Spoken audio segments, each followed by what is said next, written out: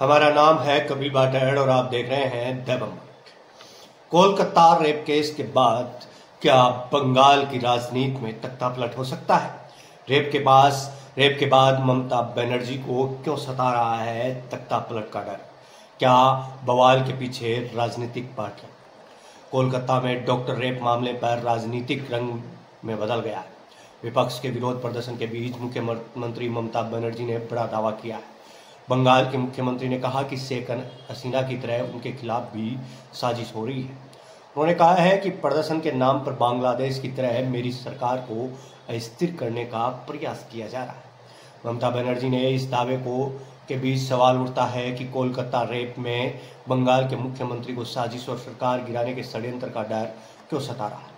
विपक्ष हमलावर नजर आ रहा है, राज्यपाल भी फ्रंट फुट पर है। बंगाल के में कोलकाता रेप के बाद सबसे ज्यादा मुखर विपक्षी है। वाम मोर्चा का छात्र संगठन SFI student federation of India पूरे आंदोलन को लीड कर रहा है। बीजेपी ने भी दिल्ली से लेकर कोलकाता तक एक्टिव है। शुक्रवार को बीजेपी ने चक्का जाम तो सीपीएम ने बंद का ऐलान किया। राजनीतिक तौर पर इन दलों की कोशिश बंगाल में ममता की घेराबंदी है। राजनीतिक दलों के अलावा बंगाल के राज्यपाल सीवी आनंद बोस भी इस केस में एक्टिव है। बोस गुरुवार को अस्पताल भी पहुंचे थे। उन्होंने यहां पर पत्रकारों से बात करते हुए कहा कि इस देश में मां बहनों की पूजा होती है, लेकिन बंगाल में नहीं होती। बंगाल में महिलाओं के लिए रात नहीं है।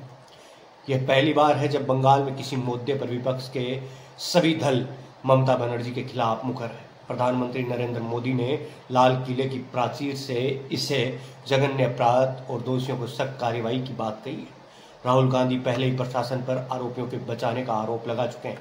सीपीएम भी ममता के खिलाफ मुखर है। चूंकि मामला महिलाओं से जुड़ा है, इसलिए ममता बनर्जी की इसकी राजनीतिक अहमियत समझती हैं।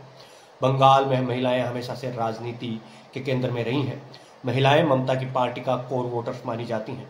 2012 में गैंगरेप के इस तरह का उबाल राजधानी में था, जिसका असर 2013 के चुनाव में देखा गया। कांग्रेस की शीला दीक्षित सरकार बुरी तरह हार गई।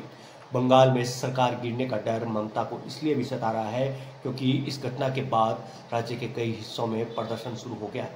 गुरुवार रात जिस तरह से कोलकाता में आरजी कॉलेज के बाहर प्रदर्शन हुआ, उससे इंटेलिजेंस और पुलिस की भी भूमिका पर सवाल उठता है।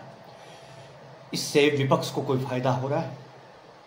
कोलकाता रेप केस से मचे बवाल में एक सवाल उठ रहा है, क्या विपक्ष को इससे फायदा होगा? इसको आप थोड़ा सा यूं समझ सकते हैं।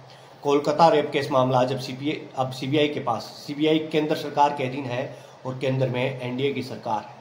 आने वाले वक्त में इस केस में सीबीआई जांच में अगर कुछ ठोस निकलता है, तब तो बीजेपी ममता बनर्जी की सरकार पर मुखर हो सकती है। अगर नहीं निकलता तो ममता की पार्टी सीबीआई के जरिए उल्टे बीजेपी पर निशाना साधेगी। बंगाल में वर्तमान में आंदोलन का नेतृत्व एसएफआई के पास है। राजनीतिक फायदा चुनाव के वक्त में मिलता है। बंगाल में अभी विधानसभा और पंचायत चुनाव में काफी वक्त है। एसएफआई जिस संगठन की छात्र इकाई है, उसका बंगाल में काफी कमजोर ऑर्गेनाइजेशन है। ऐसे में इस बात की संभावना कम है कि एसएफआई इस केस में कोई फायदा ले ले। मतलब कि इससे नहीं तो भारतीय जनता पार्टी को ज्यादा फायदा नजर आ रहा है और न ही सीपीएम। बांग्लादेश और पश्चिम बंगाल में काफी फर्क है। बांग्लादेश एक स्वतंत्र देश है, जबकि पश्चिम बंगाल भारत का एक राज्य पर है। बंगाल में अगर राजनीतिक स्थिरता जैसी स्थिति बनती है तो मुख्यमंत्री को हटाकर केंद्र अपने कब्जे में ले सकती है। इसके लिए संविधान के अनुच्छेद 356 में एक प्रावधान भी किया गया है। इसलिए हर राज्य में केंद्र अपने प्रतिनिधि के तौर पर राज्यपाल की नियुक्ति करता है। राज्यपाल का काम लॉ एंड ऑर्डर के साथ साथ बाहरी तत्वों पर भी नजर रखना है, जिससे राज्य की स्थिति खराब न हो जाए। राज्यपाल सीवी आनंद बोस ने पूरे मामले में प्रशासनिक विफलता का ही जिक्र किया है। ऐसे में कहा जा रहा है कि ममता जिस तरह से आशंका जता रही है, वो सिर्फ उनका राजनीतिक दांव है। ममता इस दांव के जरिए अपने कार्यकर्ताओं को सड़क पर लाना चाहती है, जिससे इस मसले पर राजनीतिक लड़ाई में बढ़त मिल सके। ये कहानी है आज की। ये कहानी है ममता बनर्जी के डर की। ये कहानी है ममता बनर्जी क्यों डरी हुई है और किसे फायदा है। तो मैं हूं आपका दोस्त और होस्ट कपिल बाटड़ और आप देख रहे हैं दैबम। और ये क्राइम स्टोरी है, एक राजनीतिक उठापटक है, जिसमें एक तख्तापलट की कहानी एक राज्य की मुख्यमंत्री खुद कह रही है कि मेरा तख्तापलट हो सकता है। मैं भी आपसे विदा लेता हूं। आप देखते रहिए दैबम बाट को। आप यहां तक आए इसके लिए आपका बहुत बहुत धन्यवाद, आभार।